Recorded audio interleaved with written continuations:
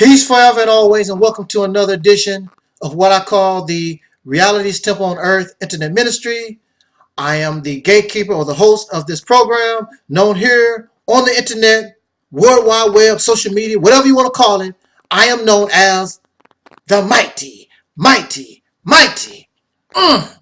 Angel Snub number 7, your soul brother number 1, and your friend Taalik Ibn'rad. Oh wow. My heart is saddened. My soul is worried. You are sad and you are worried because of what, brother?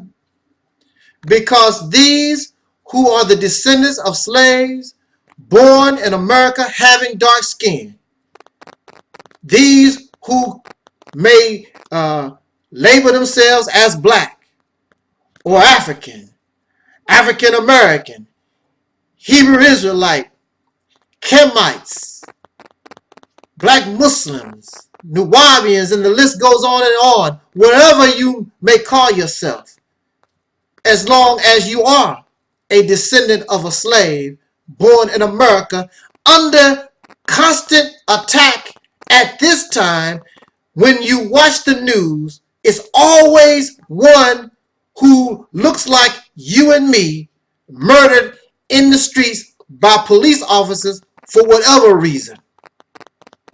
We have become targets. And this should not be happening to us if we, a long time ago, and if we right now at this time, take the appropriate action. Now, what is so disheartening is that I was just watching a video by our brother, the Prophet of Doom. And he also was making reference to a video where Dr. Umar Johnson was speaking. The Prophet of Doom was talking about in his video that you and me, we who are the descendants of slaves born in America having dark skin, we really only have two choices. And that is to build a nation that we can call our own, or you are sentencing your children, our babies and future generations, they are going right back to where we come from. And you do not come from Kemet. You do not come from Israel. You do not come from any of these places. We were birthed right here in America, North America, these United States. And we were produced to become the world's greatest and most perfect slave.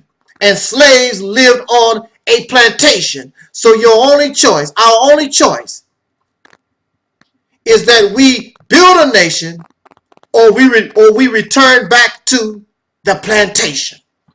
And you have no choice in the matter. Well, actually, yes, you do have a choice. Nation or plantation.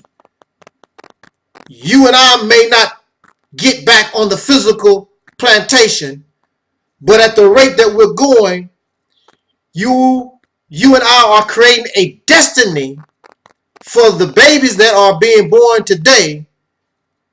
They are on their way back to a plantation. Maybe not the plantation of old, but they would be somebody's slave.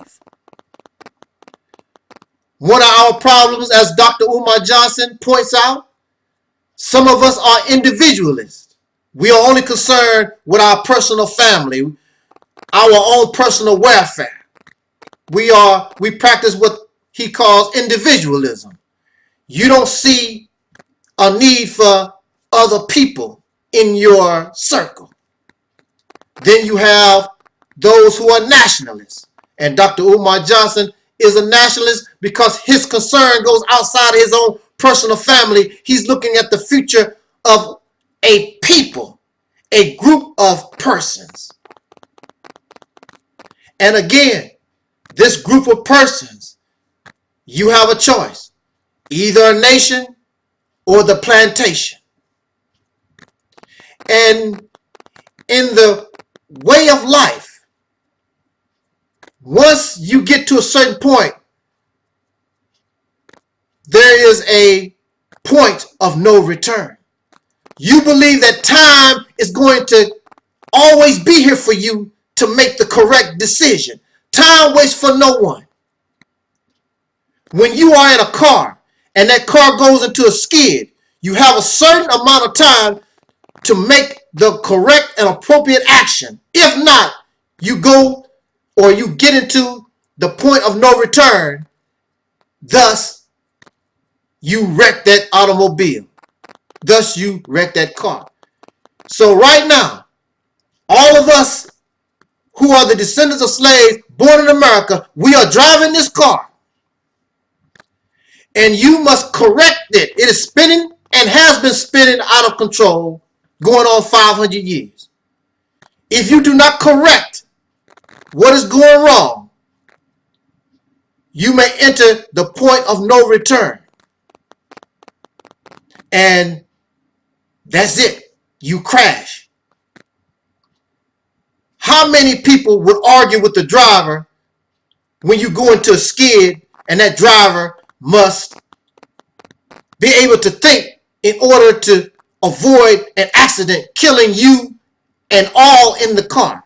I very much doubt that people are arguing and complaining with the driver. So here we are in a driver's seat, and all you do all day and night is argue amongst each other about, you should be a Hebrew, or you should be a Camite, you should be this. This is personal. That's individualism. And I must say to Dr. Umar Johnson, even you practice a little bit of individualism because you want people to be or view themselves as a Pan-African, whatever that is. And I'm not going to, that's not what this video is about, trying to figure out what a black Muslim really is, or Pan-Africanist, or Camite, or Hebrew Israelite. That's not the purpose of this video. The purpose of this video is that we all are in a similar situation. We are all in the same, we are all a passenger on the same bus. And the bus has spent out of control,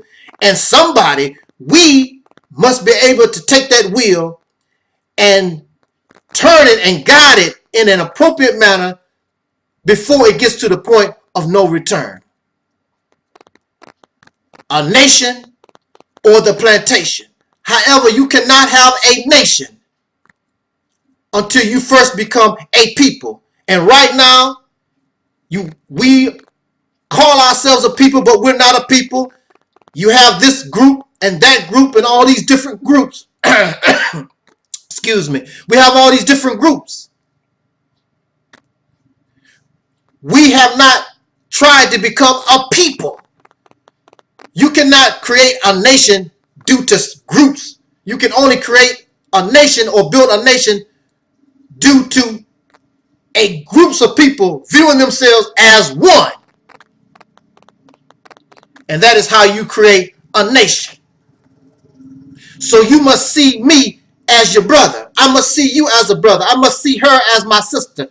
We must see ourselves as brothers and sisters. If you want to debate something, debate unity. Debate how you hate me and you think that I hate you. Debate how that we can get over, somehow get over this hatred, and most of it is very, very petty. So that we can go on to do what we need to do so that we can avoid the plantation.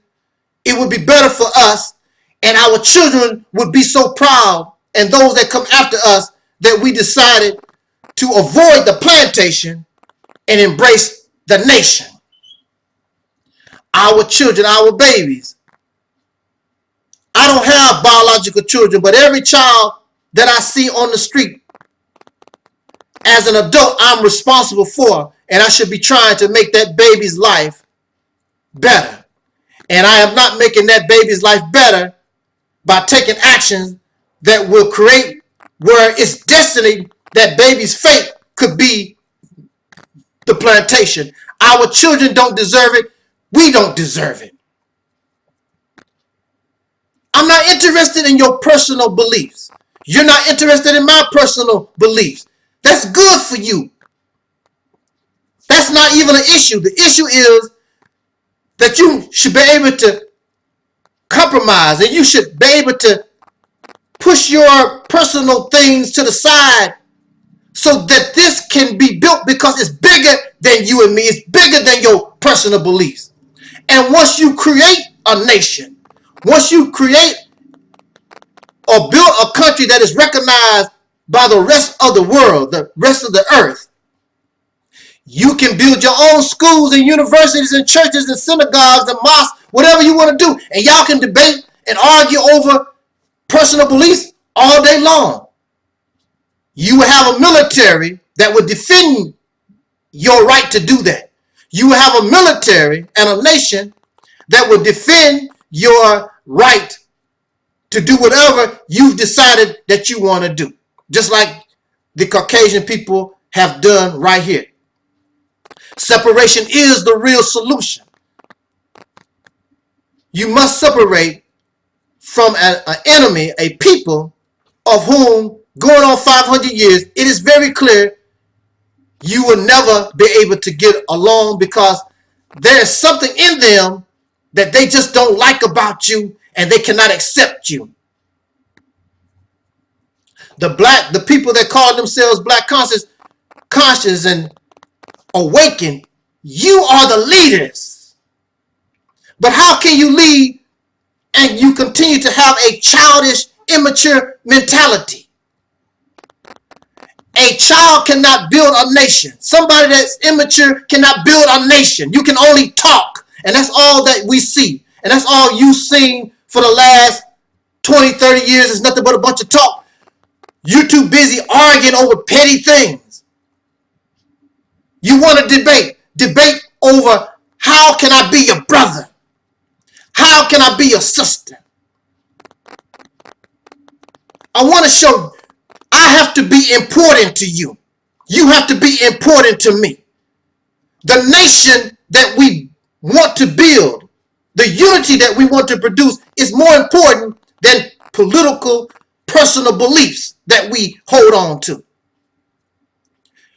Go into a room, get on Skype and sit with your leadership and talk amongst each other, especially when you don't have the disagreement. How can I be your brother? If you want to debate and argue, debate, how can I be your brother? How can I be your sister? How can we view everybody as family? I could easily work with those who in the past said they wanted to beat my ass, who disagree with me, who have tried to hurt me, because that's over and done with. That's the past. This is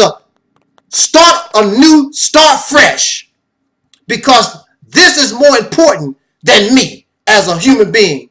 I am here today. Within the next 20 years, or maybe within the next few minutes, I will be gone. But at least I want to say that I made an attempt not to keep debating over ideology, but debate on, how can I love you, black man? How can I love you, descendant of slaves, born in America, having dark skin? How can I love you, people of soul? How can I love you, Hebrew Israelite? How can I love you, brother and sister Kemite, Nuwabian, black Muslims? How can we love each other so that we can get this job done? And so that our children, our progeny can be proud of us, instead of, like many of you do today, you are upset with your elders. They failed. There's no reason. There's nothing that can stop us except us. Nothing can stop us. When you decide that you want a nation and you don't want to go back to the plantation, we'll get this done. Let us stop getting it in our own way. Talk to your brother. See your brother and sister as just as valuable as your mother or father or anybody biological. as important. Jot down your comment. Let's talk about it. Until next time, love, peace, and soul.